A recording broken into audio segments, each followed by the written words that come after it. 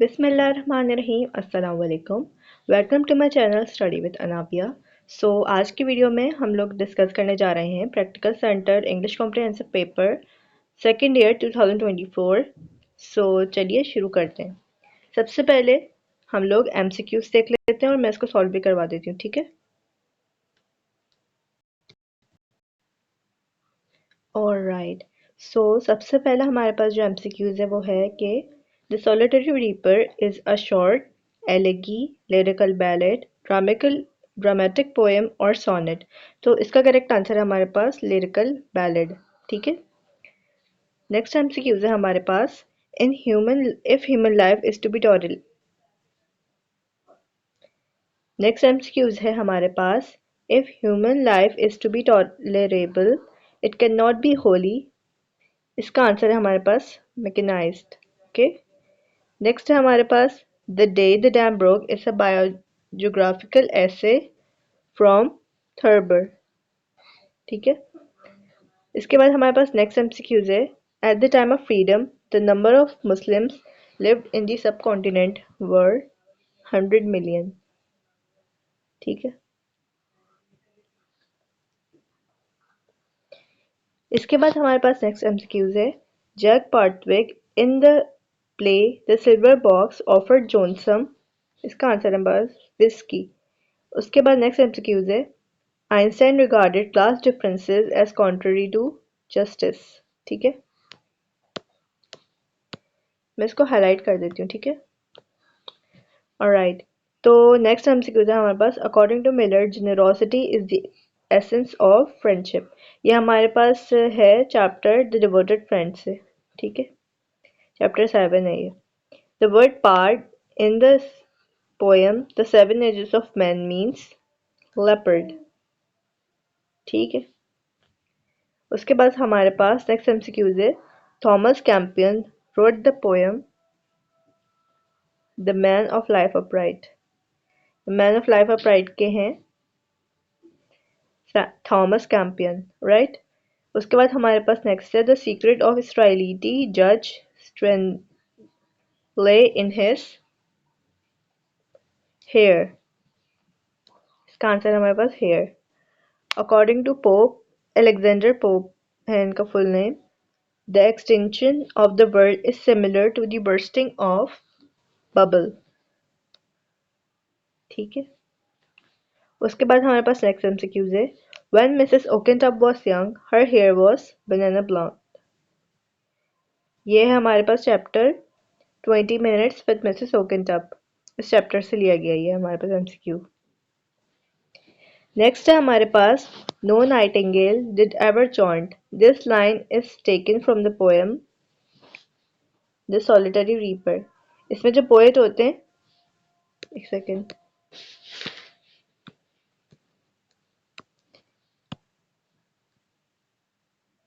ठीक है। इसका आंसर है सॉलिटरी रीपर। इसमें जो पोएट होते हैं वो एक लड़की का गाना सुन रहे होते हैं और वो उसको तशबीह देते हैं नाइट एंगल और कुकू बर्ड के गुनगुनाने से, ठीक है। उसके बाद हमारे पास नेक्स्ट है इन हिज पोएम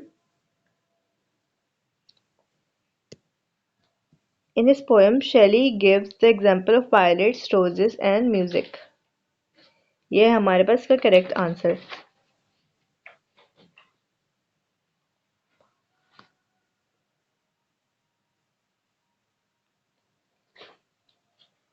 उसके बाद हमारे पास नेक्स्ट एमसीक्यूज है to convey the idea Arthur Hugh Clough presents three images, ठीक है। इसके बाद हमारे पास नेक्स्ट एमसीक्यूज है English name of Odysseus is. इसका आंसर हमारे पास यूलिस, ठीक है। जैसे सल्तनत उस्मानिया को हम लोग इंग्लिश में ऑटोमन एम्पायर कहते हैं, इसी तरीके से इसका नाम यूलिस है ओडियसिस से, ठीक है।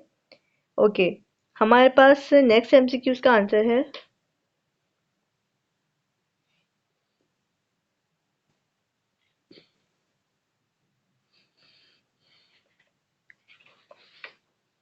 In the lost star the poet is searching for prime primeval spark, ठीक है।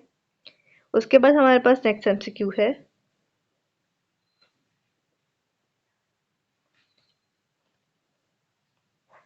3 of the 6 were foreigners.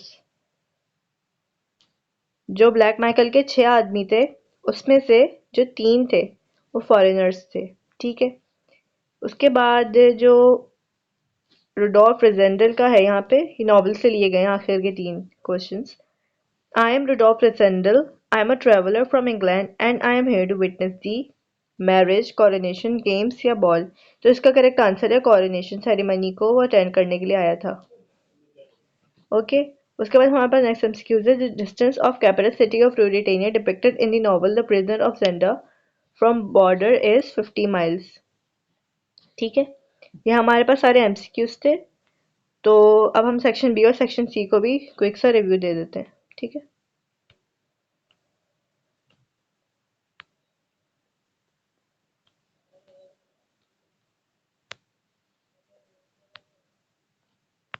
अच्छा, सेक्शन बी को अटैम्प्ट करने के लिए हमें तकरीबन 10 क्वेश्चंस अटैम्प्ट करने होते हैं, ठीक है। हर सब सेक्शन में से 2 अटैम्प्ट करने होते हैं, तो हमारे पास 4 सब सेक्शन है, 1 2 3 4, तो दैट इक्वल्स टू 8। सही है। अब हमें किसी 2 सब सेक्शन से एक्स्ट्रा एक एक क्वेश्चन करना है। जैसे मैंने अगर 2 ये वाले कर लिए, सही है, और 3 ये वाले कर लिए, तो ये मेरे पास 5 क्वेश्चन हो गए। फिर 6 7 8 मैंने नॉवल से कर लिया और 2 ग्रामर से कर लिए, ठीक है। तो ये सारे मिला के मेरे पास हो गए 10 क्वेश्चंस। अगर आप लोगों को पैटर्न में कोई मुश्किल है तो आप मुझे कमेंट करके बता दीजिएगा और मैं उसको एक्सप्लेन कर दूंगी, ठीक है, कमेंट्स में।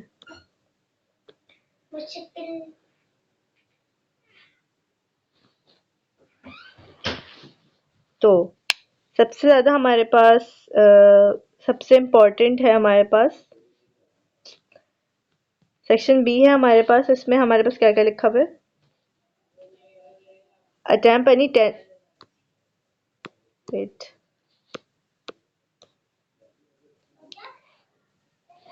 Attempt any 10 questions. सबसेक्शन 1 जो है हमारे पास, इसमें हमें तकरीबन 10 क्वेश्चंस करने, जैसे कि मैंने आप लोगों को भी समझाया, और 2 करने एटलीस्ट हर सबसेक्शन में से, ठीक है। ये सारे मैंने अटैम्प्ट किए थे। तो ये 1 2 3 4 5 6 7 8 एंड 9 10, ये सारे मैंने अटैम्प्ट किए, तो मेरे 10 क्वेश्चन शॉर्ट हो गए थे। ऑलराइट, हम इसके क्वेश्चन देख लेते हैं। What was the importance of the label on Mrs. Okendup's suitcase and why did she hide it? What forces does Einstein blame for the persistence of war? Why does Russell consider it as useless to resist industrialization? What demands according to Liaquat Ali Khan does our freedom make on us? ठीक है, ये था हमारे पास text book का portion. जो हमारी text book है उसमें से लिए गए हैं सारे क्वेश्चंस चैप्टर्स में से, ठीक है। चैप्टर के क्वेश्चन हैं ये हमारे पास। उसके बाद हमारे पास ये वाले जो हैं ये है हमारे पास पोएम से। Alright, what does William Wordsworth gas about the theme of the girl song in the solitary reaper? मैंने आप लोगों को अभी एमसीक्यूज में भी समझाया कि इसकी क्या थी स्टोरी इस पोएम की। What similarities between the world and the stage does Shakespeare present in the poem? What blessings have been mentioned by Alexander Pope that man has been blessed with? Explain the assertion that Ulysses symbolizes the human spirit at its bravest and strongest. Ulysses जो है हमारे पास poem, ये Greek mythology की poem है, तो आप लोग इसको स्टडी करिएगा और से। उसके बाद हमारे पास जो नॉवेल है वो एक ही है, ठीक है, और काफ़ी ज़्यादा इंटरेस्टिंग नॉवेल लगा मुझे तो ये, प्रिजनर ऑफ जेंडा। इसमें हमारे पास सबसे पहला जो क्वेश्चन है वो है who are the six, what part do they play in Michael's conspiracy, what is meant by morgantic marriage, what is meant by the ball, who proposes it and arrange it and why। ठीक है, ball जैसे कि आप लोग को पता है Cinderella वगैरह की स्टोरी आप लोगों ने पढ़ी होगी या कभी ना कभी कोई कार्टून वगैरह तो देखा ही होगा। तो जैसे कि आप लोगों ने उसमें देखा होगा कि बादशाह और जो रॉयल फैमिली जो होती है वो डांस करी होती है, तो ये है ball. What was the tea table incident? Tea table का इंसिडेंट हमें बताना है। कि किस तरह से रुडोल्फ रेजेंडल ने अपने आप को प्रोटेक्ट किया था ब्लैक माइकल से, वो उसके ऊपर फायरिंग कर रहा था, ये लिखना है इस पे। ठीक है। उसके बाद सबसेक्शन 4 जो है हमारे पास, उसमें कोई दो फ्रेजल वर्ब्स यूज करनी है सेंटेंसेस में। फॉर एग्जांपल अगर मैंने ये वाला यूज करूंगी, to break down, to figure out, to look down upon, ये हम ऐसी इडियम्स की तरह इस्तेमाल करते हैं इसको। तो ये है। ठीक है। उसके बाद हमें होमोफोन्स इस्तेमाल करने हैं। प्रिंसिपल, प्रिंसिपल, ये भी हमें कोई दो इस्तेमाल करने हैं। फॉर एग्जांपल अगर मैंने ये कर लिया,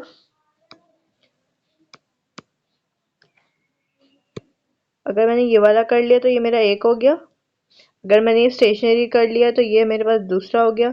या फिर मैं इसके बजाय फेयर और फेयर कर सकती हूँ, पर्सनल या पर्सनल कर सकती हूँ, कॉलेज या कोलाज कर सकती हूँ। होमोफोन्स ऐसे वर्ड होते हैं जिनका सुनने में सेम लगता है लेकिन उनकी मीनिंग्स डिफरेंट होते हैं। ठीक है। तो ये थी। और हमारे पास एक और क्वेश्चन है कि match any four of the following words of column A with the meaning of column B. जैसे बर्गो मास्टर का मतलब है मेयर। ठीक है। इस तरह से हमें क्वेश्चंस के आंसर करने हैं। ये 10 ईयर में आया हुआ है काफ़ी दफ़ा, तो 10 ईयर से प्रैक्टिस कर लेगा इसकी।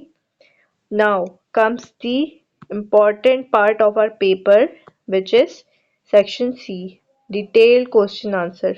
ठीक है। तो इसमें हमारे पास सबसे पहला क्वेश्चन आता है ऐसे करने का। ऐसे अटेम्प्ट करना है हमें। ये 10 मार्क्स का क्वेश्चन होता है।